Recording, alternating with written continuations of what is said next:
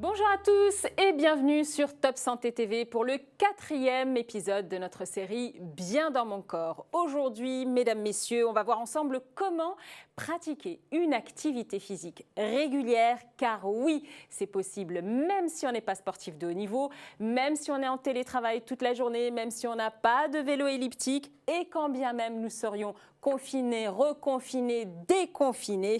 Notre coach Sophie Yoljeglou nous dira tout. Bonjour Sophie. Bonjour Aïda. Vous êtes coach bien-être pour WW, anciennement Weight Watchers. Vous êtes spécialiste en nutrition et état d'esprit. Et votre mission aujourd'hui, Sophie, c'est de nous empêcher d'être sédentaires. Alors, est-ce que vous avez des trucs? Est-ce que vous avez des astuces quand on est pas du tout motivé pour pratiquer une activité, mais vraiment l'air de rien, quoi? Alors, moi j'aime bien, et je rebondis sur votre expression, l'air de rien, parce que l'air de rien, on fait tous les jours une certaine activité physique et on ne le sait pas. Souvent, on ne le sait pas. Donc, effectivement, l'air de rien, eh bien, déjà d'en prendre conscience, c'est pas mal. Alors, il faut, pour en prendre conscience, pouvoir peut-être simplement utiliser une de ces applis qu'on a maintenant et qui permet d'enregistrer ce qu'on fait. Parce que de la même façon, on l'a vu lors d'une émission précédente, de la même façon, vous pouvez noter ce que vous faites au niveau de l'alimentation. Eh bien, le fait de savoir où vous en êtes dans votre activité, instinctivement, je mets ma main ici au poignet parce que il y a aussi des montres connectées pour ce genre de choses, oui. Eh bien, vous allez savoir où vous en êtes. Et tout part de là. L'idée, ce n'est pas de prévoir de faire des Jeux Olympiques. On n'a pas tous cette capacité à faire du sport et du temps aussi à haut niveau, mais on peut simplement faire de l'activité. La première, et celle qui est la plus naturelle pour le bipède, c'est la marche, absolument. Donc oui, effectivement, savoir où j'en suis, et puis ensuite rentrer dans ce cercle vertueux de progression et de faire un peu plus que ce que je faisais jusqu'ici. Ça, c'est certainement la première étape. Donc, il ne suffit pas de courir, il faut partir à point.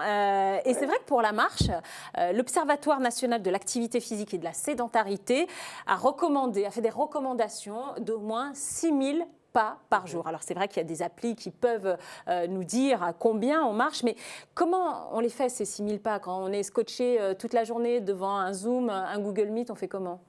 Alors, d'une part, vous ne ferez peut-être pas les 6000 pas tout de suite, parce qu'il y a des gens qui, jusqu'ici, ne faisaient peut-être rien et qui vont se dire « Ouh là là, 6000 pas, pour moi, c'est… » C'est un Everest, quoi, déjà. C'est l'Everest, d'accord? Donc, déjà, essayez de savoir où vous en êtes.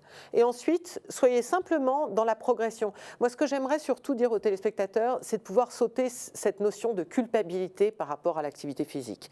Voilà, je suis devant mon ordinateur, je travaille toute la journée, j'ai des enfants, j'ai une famille et une vie donc des plus normales pour aujourd'hui. J'ai pas forcément le temps de faire beaucoup de choses. Mais tout de même, je peux déjà savoir où j'en suis. Et ensuite, je peux progresser. Alors, comment de façon pratico-pratique? Ça va dépendre de votre vie. Pour tout vous dire, tout ce que je fais de Zoom, vous savez, tous ces visioconférences qu'on a beaucoup en ce moment et qu'on aura peut-être encore pendant un moment, eh bien, je les fais debout. C'est-à-dire que j'ai trouvé une sorte de vieux lutrin. Sinon, vous pouvez acheter aussi, vous savez, ces pieds en musique qui permettent de poser les partitions, une étagère. S'adapter à son environnement. Absolument. Quoi. Et là, je me mets debout et finalement, ça ne m'empêche pas d'être concentrée. Je suis debout et je fais ma visioconférence debout. Vous faites les 100 pas comme ça devant l'ordi? Alors, je ne fais pas les 100 pas, mais entre chaque réunion, puis parfois je suis au téléphone. Alors là, si je suis au téléphone, eh bien, je prends mon téléphone portable et je marche avec mon téléphone portable. Il m'arrive même de sortir et d'aller dehors dans la rue pour marcher en téléphonant et en réfléchissant pour autant à ce que je fais. Mais ça me permet de marcher un petit peu plus. En tout cas, c'est ce que j'ai constaté sur une montre connectée. Oui. Et cette fameuse activité, l'air de rien, bon, c'est vrai que quand on a envie de passer un moment devant la télé, de se regarder la dernière série, on peut se mettre aussi une série et puis le temps d'une série, faire quelques activités par exemple? Oui, il y a beaucoup de gens qui arrivent maintenant à faire du vélo d'appartement, à faire des abdominaux devant les séries, etc., etc. Pourquoi pas? Bon, il faut tout simplement que vous vous sentiez à l'aise quand vous le faites.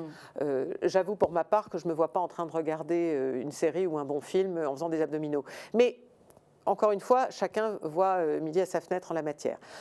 En revanche, c'est vrai qu'il y a des choses qu'on fait chaque jour à la maison dont on n'a absolument pas conscience.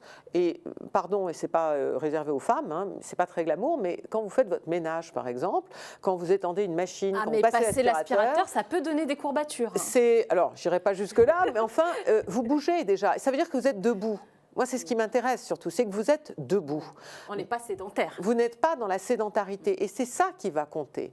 Vous avez aussi un certain nombre d'étirements que vous pouvez faire. Vous savez, il y a beaucoup de compagnies aériennes maintenant qui proposent à leurs passagers qui passent, en tout cas sur les longs courriers, plus de 8 heures de vol. De faire des exercices, c'est vrai. De faire des exercices que je ne vais pas vous montrer maintenant sur le plateau, mais de faire des exercices de relaxation, d'étirement, où il s'agit simplement de faire des mouvements en restant assis avec vos poignets, avec vos chevilles et rien que ça, vous aidez à un certain nombre de choses qui sont l'oxygénation des cellules, de vos muscles.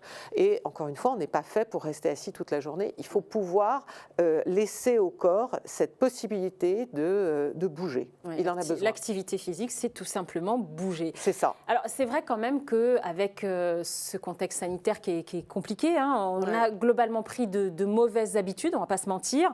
On bouge moins, du coup, ça joue aussi sur notre mental, puisqu'on a vu dans notre dernière émission à quel point le sport pouvait agir justement sur notre mental.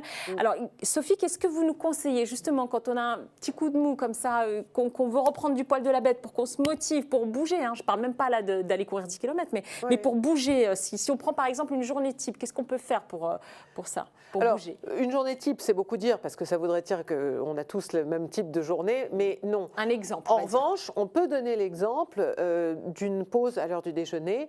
Si vous avez la chance de travailler physiquement dans un bureau, eh bien, c'est de descendre à pied les escaliers et d'aller faire un tour du pâté de maison à l'heure du déjeuner. Rien que ça, c'est énorme.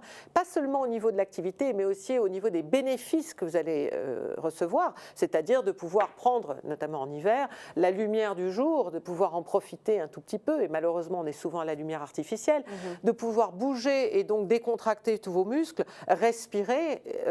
Alors évidemment, quand on est en plein centre-ville, c'est moins amusant que si on a un parc à proximité. Campagne, ça c'est sûr. Mais enfin, rien que ça sera déjà quelque chose. Si vous êtes confiné chez vous et que vous travaillez toute la journée devant l'ordinateur, vous savez, c'est drôle, quand les gens travaillaient dans les bureaux, ils trouvaient toujours le moment de faire une pause, par exemple.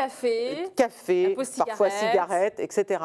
Et maintenant qu'on est confiné, on n'a plus le temps de rien. Ben non, vous êtes chez vous, vous pouvez prendre ce même temps, vous pouvez même le noter dans votre agenda et vous dire, voilà, tous les jours, moi... J'ai pris 5 minutes entre 10h et 10h05. Entre 11h et 11h15, je fais une petite sortie. J'ai une amie comme ça qui travaille en visio et beaucoup à domicile, et de chez elle, et elle me dit, je sors mon chien 5 fois par jour et je note les promenades du chien dans l'agenda parce que d'abord, il est très content, mais surtout, moi, ça m'oblige à sortir à horaires réguliers. Ça fait des repères aussi. On a besoin de repères aussi dans une journée quand même. Absolument. Et elle me dit qu'elle réfléchit beaucoup mieux après avoir fait un petit moment de break en allant marcher. Ça permet de recharger les batteries, de se ressourcer, puis de régénérer quelque part le cerveau. C'est une bonne idée, ça. Je la retiens, je vais noter. C'est pas du temps perdu. Et je me souviens d'un ancien patron à moi qui me disait, Sophie, il faut pouvoir perdre du temps pour en gagner. Eh bien, c'est pas une perte de temps. J'aime bien vous gagnez du temps aussi dans ce que vous faites dans votre travail. Si vous croyez que vous êtes très pressé, qu'il ne vous reste pas suffisamment de temps pour l'accomplir, sortez, faites un break, donnez un peu d'air, un peu d'oxygène à votre cerveau et vous verrez, ça vous fera du bien. Sophie, en quelques mots, on n'a pas parlé justement des objectifs qu'on se fixe, même si j'ai bien compris qu'on ne se culpabilise pas, il faut savoir juste d'où on part. Mais est-ce que quand même on peut se fixer des objectifs? Est-ce que, alors sans pour autant viser la Lune, mais quand même se donner un champ, une perspective comme ça? Oui, alors il y a 2 paramètres. D'abord, est-ce que ce que vous faites vous plaît? Si c'est juste bouger, bon, voilà, il s'agit de faire des tâches quotidiennes, là on ne se pose pas trop la question. Mais s'il s'agit de sport ou d'une activité un peu plus intense, si ça vous plaît, vous aurez plus de chances de le faire dans la progression et sur la durée, auquel cas vous pourrez prendre des objectifs. Voilà. Le deuxième paramètre, c'est que prendre un objectif, c'est bien, mais il faut aussi respecter son corps. Il ne faut pas se décourager non plus. Voilà, on risque, en voulant faire trop vite, trop bien, là je pense notamment à des gens que je connais qui veulent perdre du poids et qui veulent tout de suite en même temps se mettre à l'activité physique. Ça ne veut pas dire dès le début en faire tous les jours, et puis de façon extrêmement intense, et puis pendant trop longtemps. Ça, c'est typiquement les inscriptions en salle de sport, par exemple. Mais c'est ça. Ouais. Vous avez quoi? 20% de gens qui continuent toute l'année à aller dans les salles de sport. Les autres, ils se sont inscrits, ils y sont allés pendant un mois, tous les jours, à fond. Et puis, il y a un moment, soit ils se sont cassés ou on a rompu des tendons, des ligaments, ou soit... Eh bien, ils sont dégoûtés, donc ils n'y vont plus. Autrement dit, cette notion de progression et de bienveillance, et je fais ce geste parce qu'on devrait être capable de le faire, on le fait pour nos amis, on n'est pas capable de le faire pour soi, donc c'est quand même une notion importante. Par soi. Oui, oui. Sophie, on voit plein de cours fleurir sur Zoom, parce qu'évidemment, le contexte sanitaire fait que voilà, les salles ne sont pas ouvertes non plus. Vous conseillez ou pas les cours sur Zoom? Mais tout est bon, vous savez, dès lors que ça vous plaît, oui, il y a toutes sortes de cours en visio, en ligne, quels qu'ils soient, d'étirement, de respiration, de méditation même, et on connaît maintenant les bénéfices de ces méditations sur notre équilibre et notre bien-être.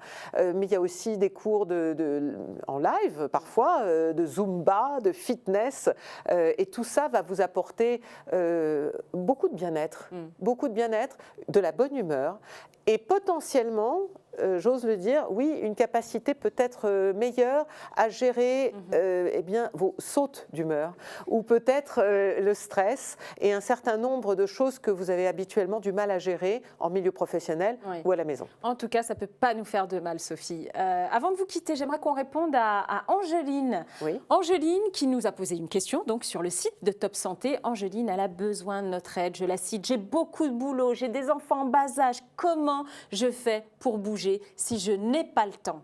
Et ça, c'est une réalité. Quand on est maman, je veux dire, voilà, on pense moins, nous, pour le coup, on est moins bienveillante avec nous-mêmes. C'est vrai, c'est dommage parce qu'en pensant un tout petit peu à vous, je dis bien un tout petit peu, eh bien, vous vous occupez beaucoup mieux de vos enfants aussi. Il y a un moment où, quand on est jeune maman, qu'on a 2 ou 3 bambins en bas âge, à force de ne pas penser à soi, d'être épuisé, eh bien, il y a un moment où on craque complètement. Et ce n'est pas ce qui est recherché. Et ces petits moments que vous pourriez privilégier, voire même les privilégier avec vos enfants, de façon pratique, ça peut vouloir dire allez vous promener avec vos enfants dans la poussette. Maintenant, on fait des poussettes, vous savez, où on peut même courir derrière. Enfin, si je peux me permettre un conseil personnel, remplissez la poussette avec les courses et vous verrez, ça vous demandera un peu d'exercice, mais du coup, vous pouvez caser comme ça des petits mouvements. Après, s'ils sont dans un âge vraiment, l'état de bébé, dans les premiers mois, en restant chez vous, on peut tout utiliser. Il y a des choses simples, prendre 1 kilo de farine ou une petite bouteille d'eau pour faire quelques exercices. Voilà, même ça fonctionne très bien, bien sûr. Le tout, c'est de bouger. Gardez le mouvement, gardez vos cellules en mouvement, permettez à votre corps de s'exprimer. La stase, autrement dit, le moment où on ne bouge plus, eh ben, c'est le moment où on met son corps en danger. Et faites parler votre imagination, parce qu'en fait, il y a plein de petites astuces comme ça, même regardez autour de vous ce que vous pouvez faire, et c'est vrai qu'on peut s'inventer aussi des exercices, même quand on est ultra occupé. Merci beaucoup pour tous ces conseils, Sophie. Dans le prochain épisode de Bien dans mon corps sur Top Santé TV, on parlera justement de l'état d'esprit, ce fameux état d'esprit qui nous gouverne, comment avoir ce mental d'acier qui nous permettra d'aller jusqu'au bout de nos objectifs. On compte sur vous. Très belle journée à tous. À bientôt. À bientôt.